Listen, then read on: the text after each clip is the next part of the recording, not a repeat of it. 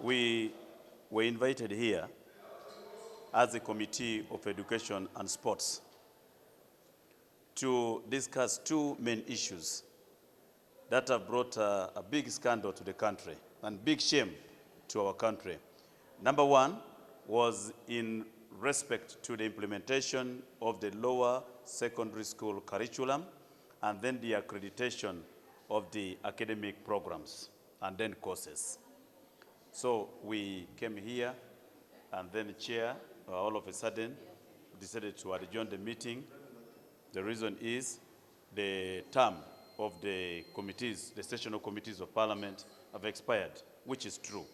But then my question was, if the chairman knew that the term had expired, why did he go ahead to invite people for the meeting? But overall, I know we shall find time to look at this. There is a big problem, and there are questions that I'm going to raise that we shall need the ministry to raise to resolve. And in the next meeting, I think we shall also need to have the substantive Minister of Education.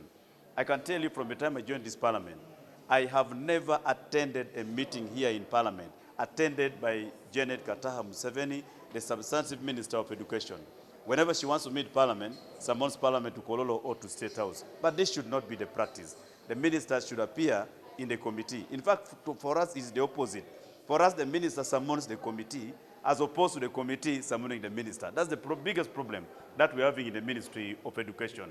The Minister of Education is so exotic that she even has no time to appear before the committee, except once the committee to appear before her. So there are issues that we want the minister to really address as a substantive Minister of Education. Number one, the biggest percentage of teachers were not trained on the implementation of the new curriculum all over the country. So why do you go ahead to roll out the program well aware that the teachers were not trained? That is number one. Number two, the instruction materials were not distributed to all the schools, but the program is going ahead. Number three, the 80,000 shillings that was supposed to be paid by the DIT for the examination was not explained to the schools. So the schools and the teachers are gambling. Some of the teachers were trained a long time ago, and now that they have not been trained in new curriculum, what are they going to implement? So what the teacher has is what the teacher imparts on the children. So if the teacher doesn't know what the new curriculum is, what is the teacher going to impart on our children? Issue number four, the schools are teaching using the two curriculums. That is the old and then the new curriculum for lack of guidance. They are teaching both the new and the old curriculum because they do not have guidance. Finally, I can tell you, without fear of contradiction, that our teachers in those schools were not trained on the assessment of learners. And then here, we are asking the teachers that you go and teach. The fourth area, I'd really come here very prepared to discuss with the minister. But now that the meeting has been pushed, we shall wait for the next session of parliament, and then we'll discuss. The new curriculum is very expensive to manage, for it requires financial input. For example, the purchase of materials for use, like the ovens for baking, workshop kits, textiles, among others. But there is no funding. So how did the ministry go ahead to roll out this program, well aware that they did not have a stable source of funding, but you go ahead and roll the program? Number six, the various projects in the implementation of the new curriculum require large space for operations, which most schools lack, for example, agriculture, carpentry, and joinery, among others. But we have gone ahead to roll out the program. First of all, let me tell you something that disappoints me. The issue of the new curriculum was brought in the 10th Parliament. People were not consulted. The ministry only invited the chairperson of education and the vice chairperson of education at that time in the 10th Parliament. They discussed in the State House in Tebe. I was very excited when the matter was presented to Parliament. The 10th Parliament shot down this, they rejected the proposal of a new curriculum in the 10th Parliament.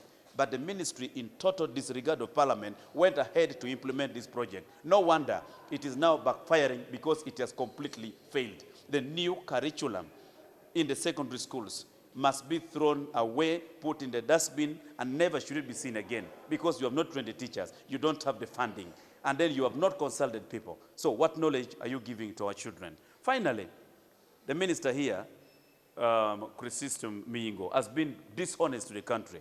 They have not trained the teachers. And then here he's saying that teachers have been trained. Which teachers has he trained? If the teachers do not even know what they are doing with the new curriculum and the old curriculum, so whom have you trained? Finally, we have asked them to give us a full list of expired and valid courses and programs in the universities, because it is now a scandal. It raised a lot of questions in our accrediting institutions, in our learning institutions, because if they're questioning the nature of our courses, if our courses are expiring, how are you going to proceed with the children who are going to come? Because what makes a course to expire?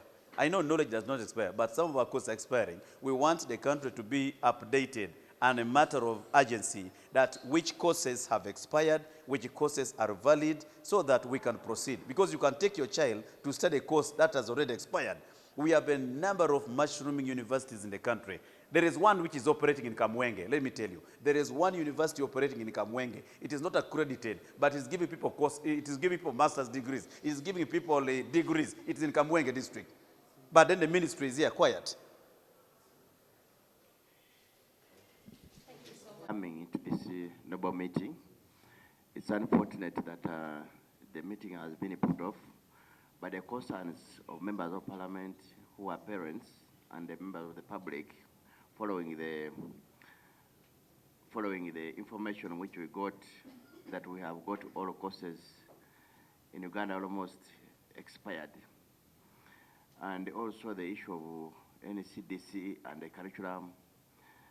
I think UNEB, I don't blame anything on UNEB, because UNEB is a recipient of NCDC issues. Mr. Chairman, I think that we are not doing well. We are not in order. We are not moving well, Mr. Minister. Because as I talk, senior threes do not have textbooks for the new curriculum, and UNEB, the parents and the teachers, including head teachers, are wondering what type of exam they are going to sit. Is it based on the old curriculum, or it's based on the new curriculum, given the fact that they have not received the books for senior 3? I'm also wondering whether we were prepared for the new curriculum, or we were trying to sample. This has really caused a lot of confusion in the country. It seems the procedure we used for implementation of the new curriculum was not proper. We need to review the whole thing. Either we abandon or we sit down and say we are defeated. On the issue of the courses which have expired, NCDC, according to universities, each course which is supposed to be reviewed is cost about 16 million, with 40% administrative costs. Now, with all this money which has been given to NCDC, it takes very many years. Mr. Chairman, is it the issue of the staff? Is the NCDC understaffed? Is the NCDC underfunded? National Council for Higher Education, no. Is the National Council for Higher Education underfunded? Is it understaffed? Is it still grappling with research? What is it that causes you takes long to review courses of universities? I went in one of the universities, which I may not mention. They applied for a low course. They are teaching children and they are graduating them.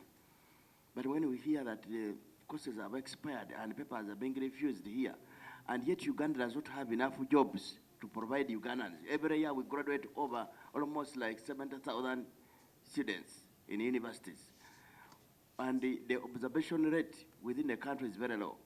We have to seek jobs from other countries. I'm wondering, really, how are we going to handle this? Makerere University, which is highly cherished, has graduated so many. So really, it has caused a lot of confusion, Mr. Chairman. I think that we know we are not having a meeting formally, but I think you have to do something about this, Mr. Chairman. Okay. Honorable members,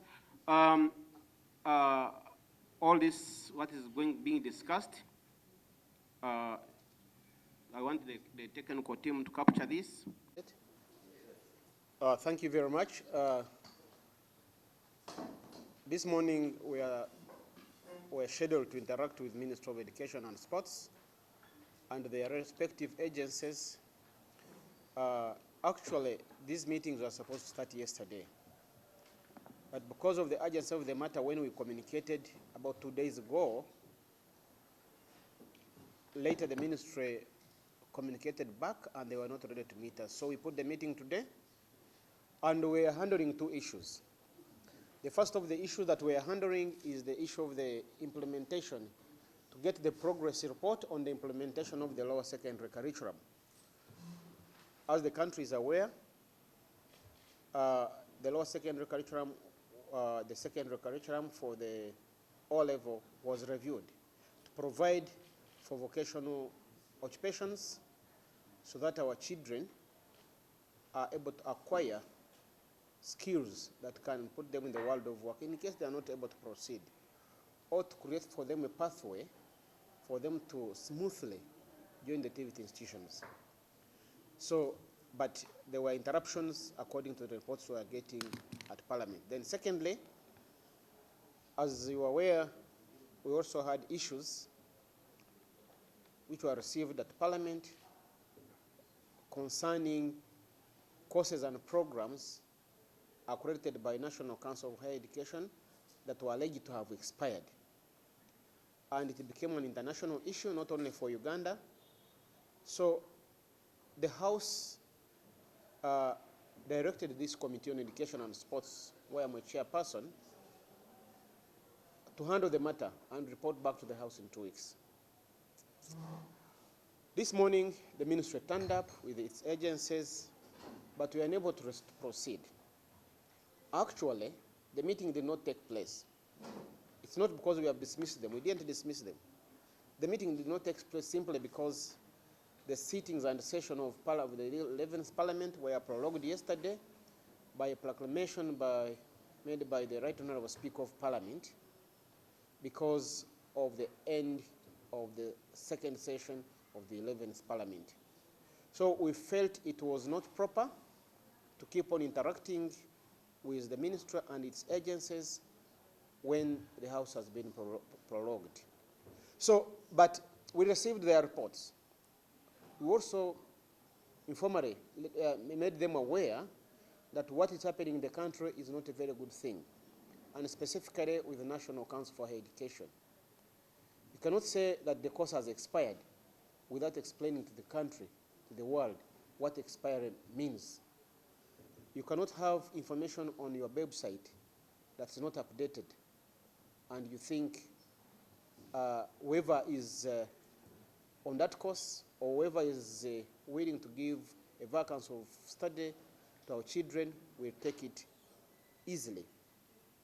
So all this has been shelved, and we are taking it up again in the next 3rd session of Parliament as a matter of urgency, and it will be handled. However, members, through interaction with them, you could get the feelers. The matter is very serious, and we guided that they should go in engagement. So in brief, the meeting did not take place, and that will be one of the first key things to handle in the next session of Parliament, that's 3rd session of the 11th Parliament. So briefly, that's what it is. But as parliamentarians, as members of Parliament, we shall keep on following up the matter until that time when it is disposed. But I also want to request the Ugandans to keep calm. We are able, at least informally, to interact with these people. And they have promised us, especially National Council for Education and the Ministry, that they will continue with engagements to ensure that the matter is sorted. What I only picked from them, and I think to me which was very, very important, they are trying to explain that the word expiry means that if a course has been credited and is supposed to run for 5 years, if the 5 years end, then it means it's due for review. And if a course was accredited